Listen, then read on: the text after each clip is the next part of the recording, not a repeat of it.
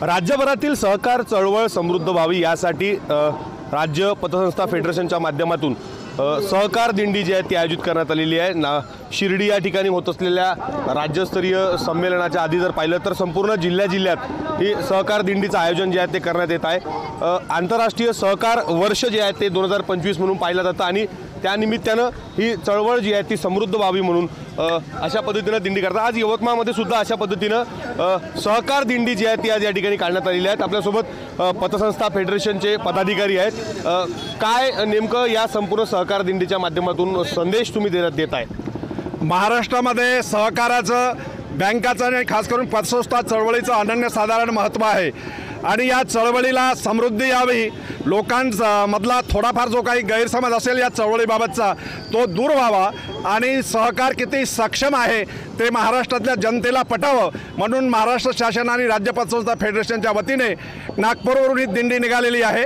ती शिर्डीला पोहोचणार आहे आणि या दिंडीमध्ये यवतमाळमध्ये मोठ्या प्रमाणात प्रचंड स्वागत या ठिकाणी झालेलं आहे।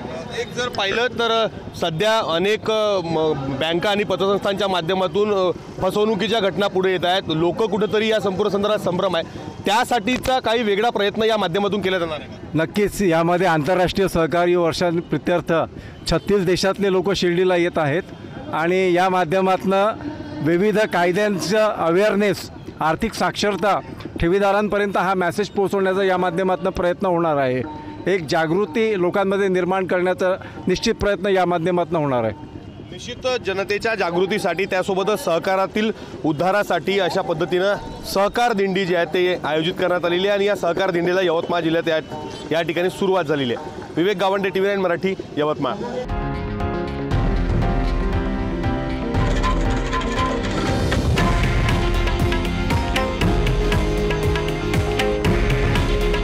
हे आहे देशातील नंबर 1 न्यूज नेटवर्क आणि आपण पाहत आहात TV9 मराठी। काळजी तुमची, हित महाराष्ट्राचं।